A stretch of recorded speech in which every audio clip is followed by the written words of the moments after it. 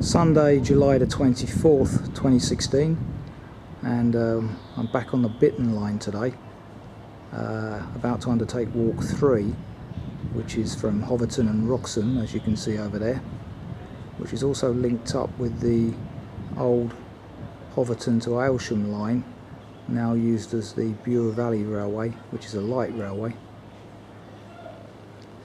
similar to the one in Dungeness, Kent.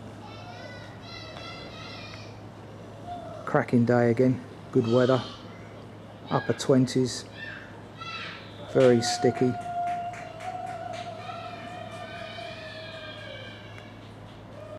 There's an image of the elusive swallowtail that I couldn't see last weekend. Shame that. Wonderful butterfly, and you can see the milk parsley that's so important to its diet. Looking ahead towards Norwich direction.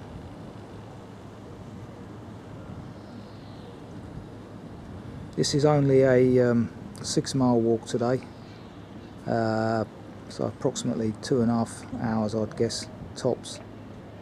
It's now about 12:30, so take it quite leisurely, I think. Lovely spread of pansies there. Well kept little station this, really. Information panel here on the platform about enjoying the Broads, which we're now on the edge of.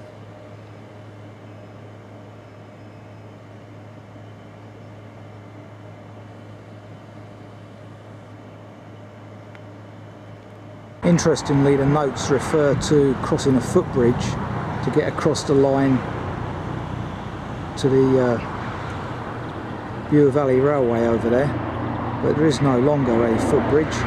So that shows how out of date the notes are, point 1 of the text. There is instead a subway now.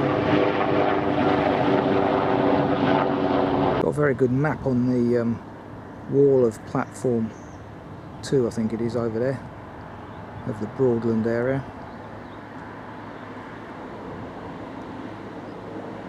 Get a better view of that map close up now. Norwich. Enlarged map of Hoveton and Wroxham.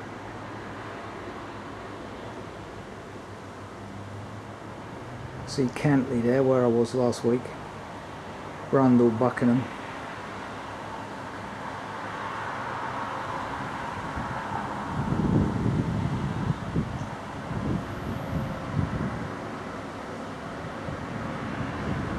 Plenty of walking to be done in this area, but I tend to find it a bit samey. Not the great variety of walks in the southeast, which I continue to miss.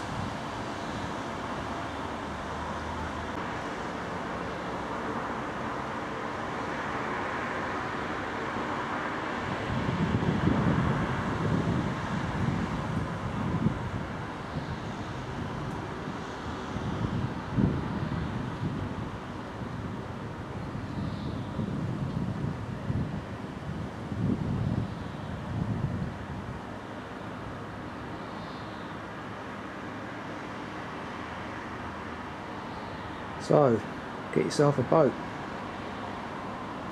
Well, I haven't even left the platform, and there's the first death of the day. Little shrew, I think it is.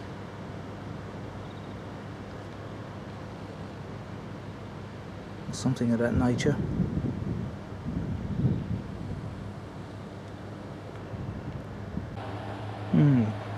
Very good society, that.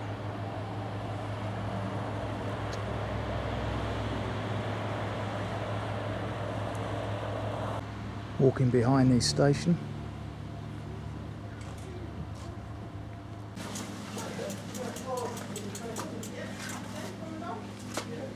Lucky enough, we've got one of the engines here in position. John O'Gaunt. As I say, very similar to the trains down at Dungeness.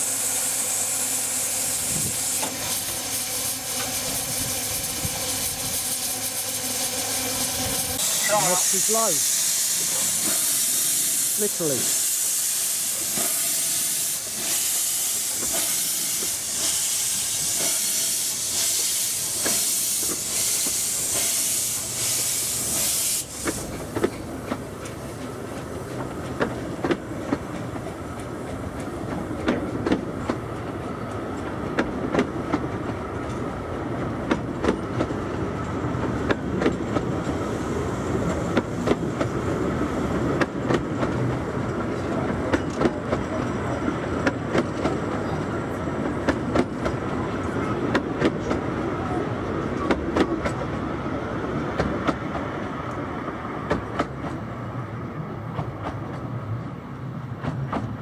I think the path I'm following, which goes all the way to Aylsham ultimately and is a very nice 9-mile walk, is one of the old tracks, or making use of, judging by the fence line here.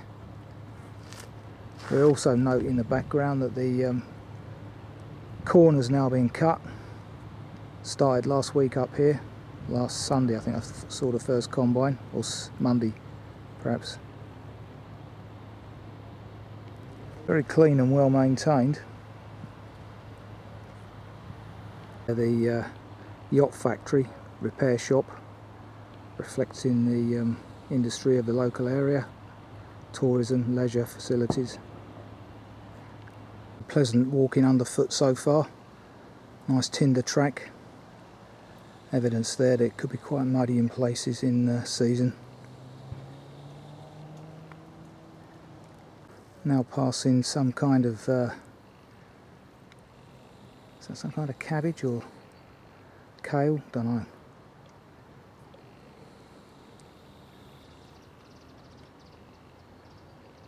In fact, I'm probably wrong about what I said about this path following the old railway line. Clearly down there you can see the current Norwich to Sheringham line and the track bed of the little Aylsham steam line, and I'm just simply up on the embankment. The railway lines diverge somewhat now.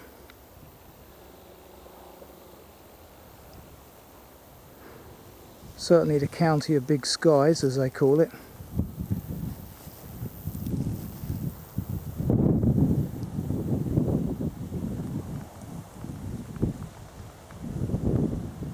There's the old Belaugh train passing.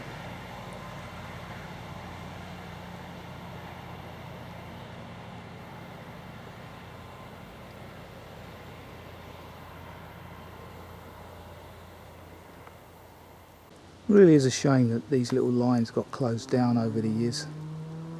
They'd serve a very useful purpose today, I feel. The state should subsidise these sort of things instead of spending the billions on HS2. A complete waste of money. Looks like this might have been some kind of little halt at some point in the distant past.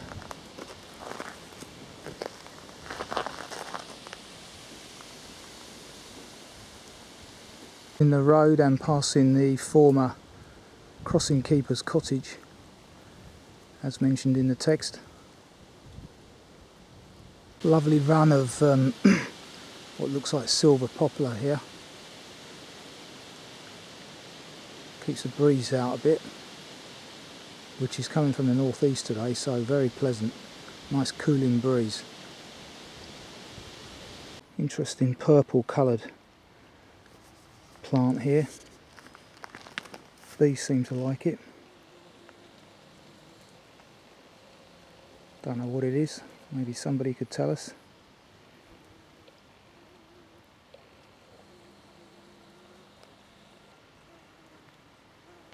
Good use of old railway sleepers.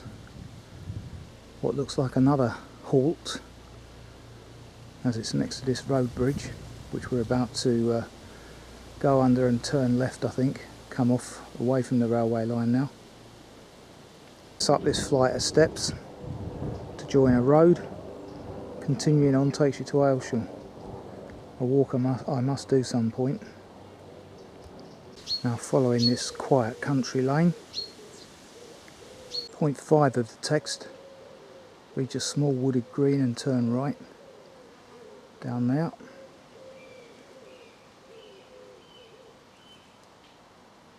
Okay, you've got two options here per the text. Bridleway straight ahead or the footpath to the left. So it's that footpath there or the bridleway straight ahead. We're taking the footpath to the left. It's been problematical and overgrown, but it isn't. Well maintained. Probably due to some local footpath checkers. Footpath now becomes a pleasantly cool tunnel of trees. Interesting.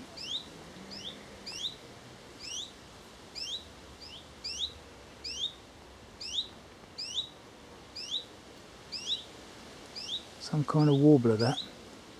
You can just see it hopping about up there. Can't make out what it is though. Interesting. Okay, I've come out opposite the post office Mace convenience store and very usefully the King's Head Free House. Symbol here for some kind of footpath. Not sure if that's the onward journey, but we'll soon find out. Amazingly, next door to the King's Head you've also got the rising sun, which appears to be next to some river. This is Coltishall, and Coltishall Common is where I'm going to stop for my lunch, because I believe there's benches about. So you can take your pick really, King's Head or the rising sun. I think I know which one's going to be more popular. Entering Coltishall Commons Trust territory.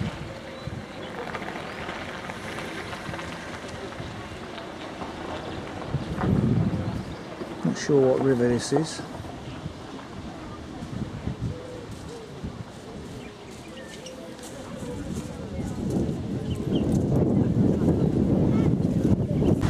Village sign.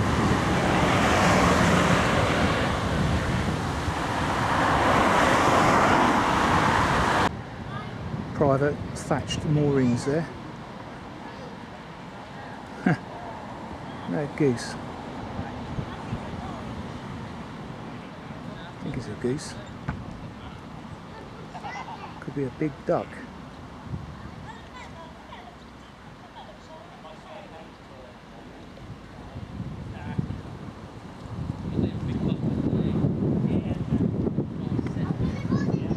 Yeah, I've just counted onto what these are. They're symbols for various services. Okay, lunch has been had on the common. Just walked down Anchor Street. Now encountering the first two stiles of the day. Anchor Street contains a number of properties with moorings backing onto this broad. Not sure which one it is still. Would be handy to know. We've got two options here. We follow the one to the right across the meadow down towards the River Bure, I now discover it's called. Ahead of me there's a grey heron in amongst some geese.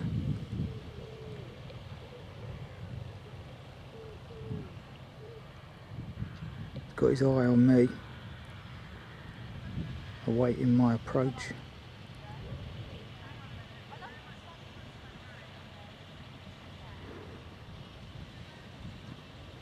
Not sure what the geese are, if they're geese.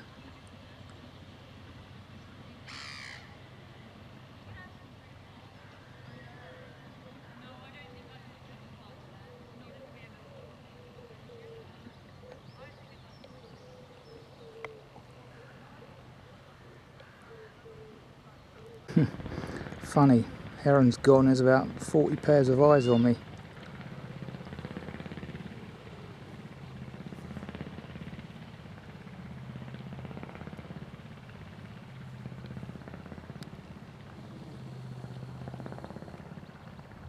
Well, I don't see any gate here, as mentioned in the text. other than the one up on the left there, which is the path going straight. I'm right down by the banks of the Bure now. More hen's nest there.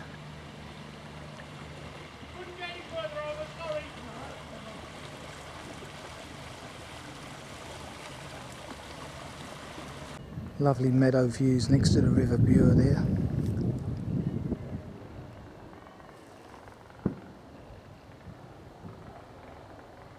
So 3 stalls all within close proximity. Now entering what's described in a text as a loke, local dialect for a greenway stroke lane, I guess. The other half live, eh? Got your own private mooring.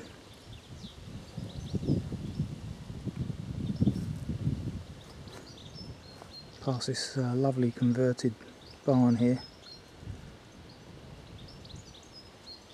Point 10 of the text, turning right through the Kissing Gate. Little warning here that we're on private land. And very nice it is. That's a very well worn footpath marker. Just about legible. Coming into the hamlet of Belaugh, I think it's pronounced. Belaugh, spelt. With its church ahead. Not round towered this time. Another hamlet symbol.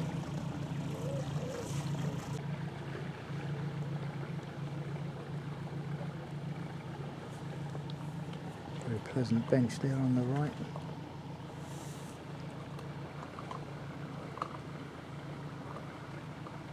Be careful here because between these 2 houses is the footpath that is required. Easily missed because the footpath symbol is on the wall of the house against the direction I'm travelling in. Should really be on the wall of this house. Or one on each, best still. Anyway, I'd like to have a little look at the church first before continuing up there. Just to put it in perspective. By all accounts this is called St Peter's, Belaugh. Quite a modern looking church around here. We have the church car park.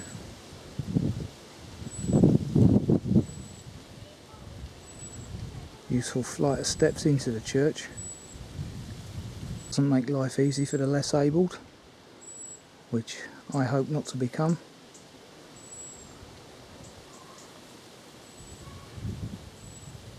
But that's what they're calling it these days. I just thought it was overgrown.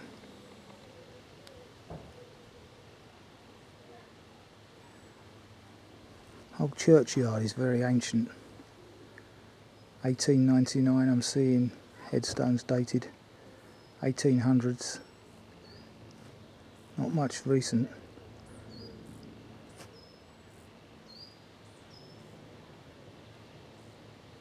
There's a recent one. Cremation though.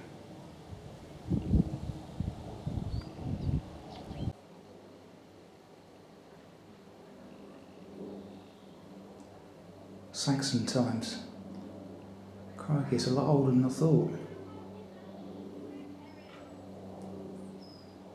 Very nice.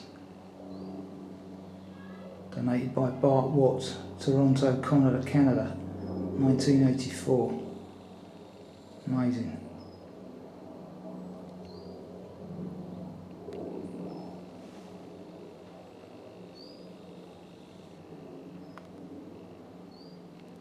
Interesting tale here about the porch.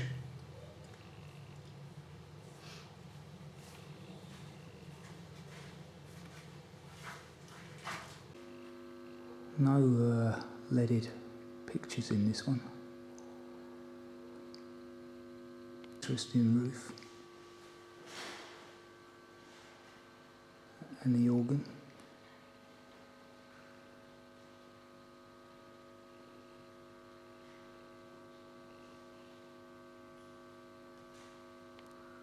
Some interesting technical jargon here that I haven't seen in other churches. Gives you some enlightenment.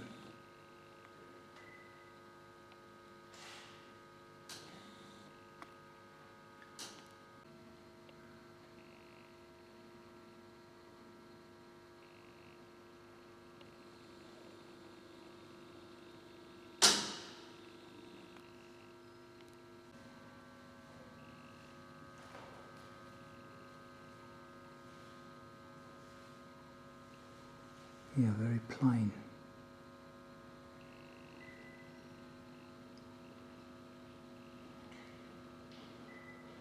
Amazingly cool inside, lovely.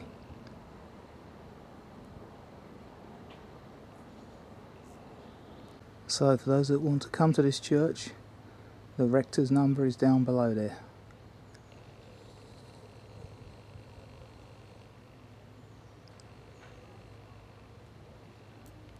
Just a rear view.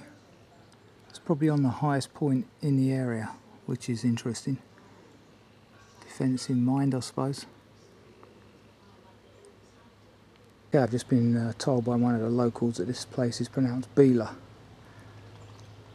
Completely different to what I thought. So, leaving the conservation village of Belaugh, now joining the road to Coltishall. Bit of road walking. This must be the new graveyard for the church. Headstones look quite modern in some cases. No space down in the village.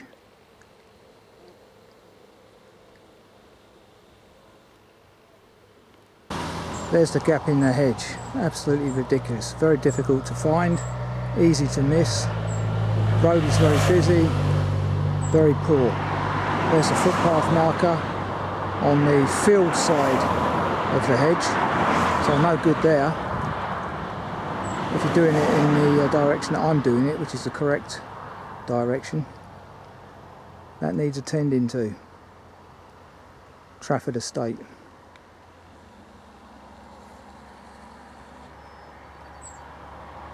Point 13 of the text needs dealing with. Okay, theoretically the path should go straight across this field. There's the old crossing keeper's cottage that I filmed earlier over there. So I know I'm in the right direction. I guess the path's around the edge of the field now. I'll back up these steps that I recorded earlier.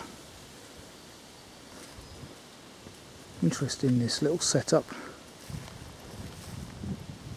Probably was some kind of halt at some time. Oh, approaching Hoveton and Wroxham station once more. Okay, back at the station.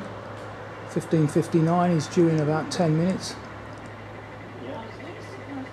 6.2 miles I recorded, but that was because I extended it slightly going to the church at Belaugh. And 2 hours 44, which is very slow pace for me. But there you go. Very pleasant little walk, nice little circuit of Hoveton and Wroxham. Lovely day for it. So, Bittern line walk number 3 completed.